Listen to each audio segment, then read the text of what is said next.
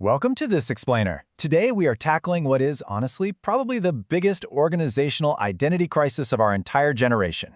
As AI shifts from being just a helpful, reactive tool into an agentic system, one that can actually plan, sequence workflows, and act entirely on its own, organizations are scrambling. We really have to figure out exactly where to draw the hard, defendable line between human leadership and these new machines.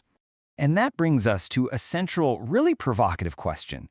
Can you actually delegate true leadership, strategic choice, and moral authority to silicon and math? Because of the sheer rapid explosion of autonomous algorithms lately, we've fallen into this dangerous illusion that machine processing is somehow equivalent to human intelligence. We kind of just assume we can hand off high-stakes strategy to AI. But as we'll discover today, that completely misunderstands how both humans and machines actually work. Okay, let's dive into this. Here is our roadmap for our cognitive journey today. First, we'll dismantle the agentic AI illusion. Then, we'll look at the biology of choice, explore the true architecture of trust, unpack moral agency, and finally, bring it all the way home with a highly practical business model for you, the Defendable Boundary Framework. So first up, Section 1, the agentic AI illusion. We need to completely dismantle this decades-old functionalist assumption that the human mind is basically just software running on biological hardware. For a long time, we've assumed everything we do can eventually be formalized into predictive rules, but that entirely ignores something called tacit knowledge. The philosopher Michael Polanyi first introduced this, noticing a fundamental paradox in human cognition. We know more than we can tell.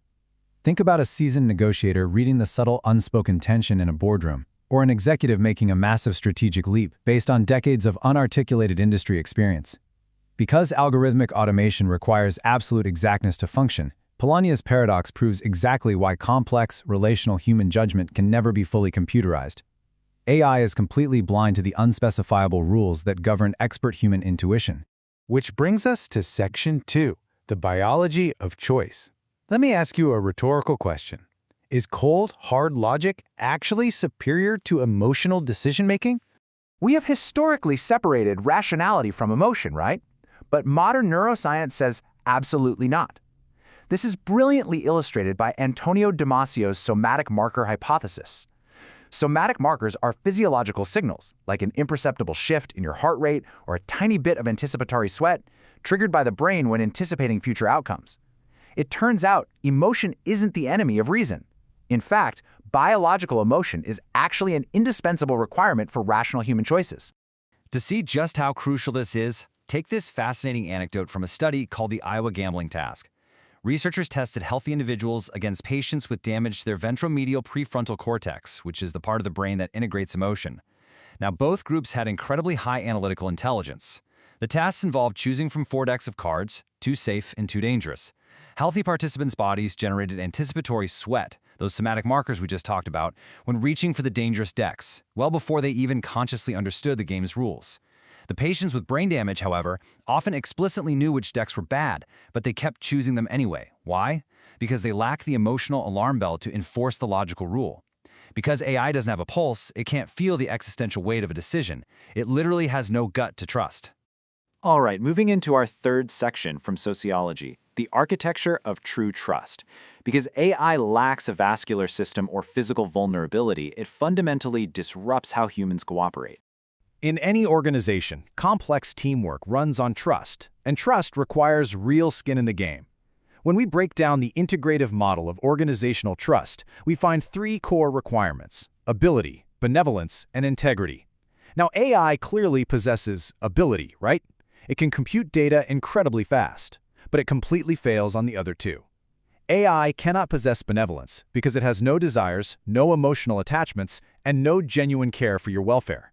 And it cannot possess integrity because true integrity requires a moral struggle, a conscious choice to uphold values over self-interest.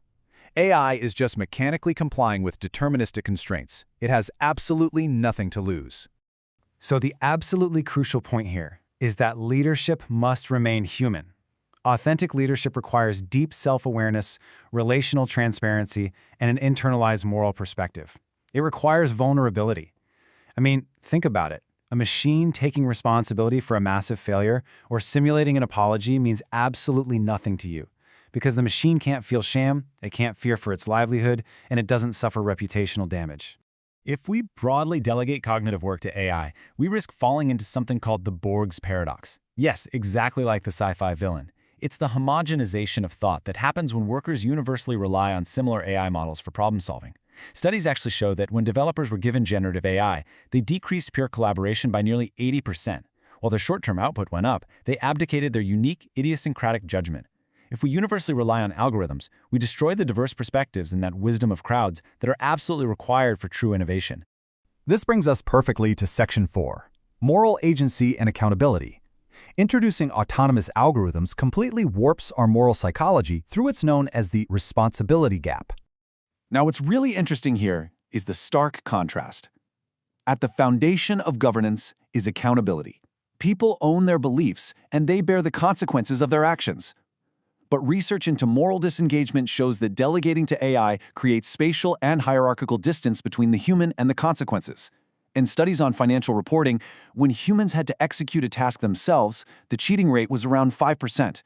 But when they were allowed to delegate that exact same task to an AI agent with a vague goal like maximize profit, the cheating rate skyrocketed to over 85%. Delegating to an AI system provides a psychological buffer. Humans displace the blame onto the machine, drastically amplifying unethical behavior. We have to remember that AI is just a phantom agent. It has no intentionality, no legal culpability. To close this gap, organizations must implement meaningful human control. This means two things. First, the system must track the ethical parameters set by the enterprise. And second, any action must be traceable back to a human who understands their moral responsibility for it. Humans must retain ultimate moral and legal ownership of all actions. If a decision requires someone to answer for it with their reputation or their conscience, it absolutely must be made by a human. Okay, let's move to Section 5 and see how this all builds into our payoff.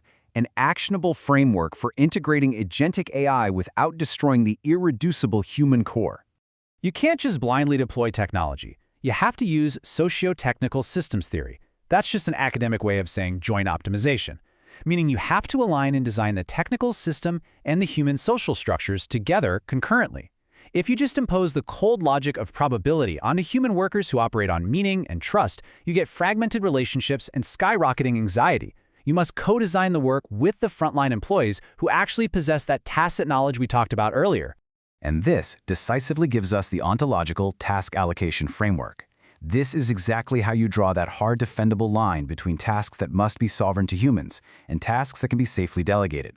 The human domain is reserved for environments of high uncertainty, requiring moral judgment, tacit knowledge, authentic leadership, and accountability. On the flip side, the machine domain is for high complexity tasks requiring probabilistic logic, explicit knowledge, and massive data synthesis.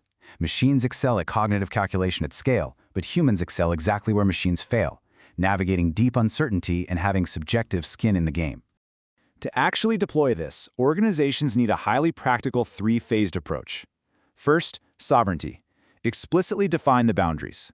Ring-fence tasks that carry ethical risk as strictly human sovereign. Second, culture. Redesign workflows using that joint optimization, protecting tasks that require unique human perspectives so we avoid the Borg's paradox. And third, structure. Implement a human-in-command oversight model.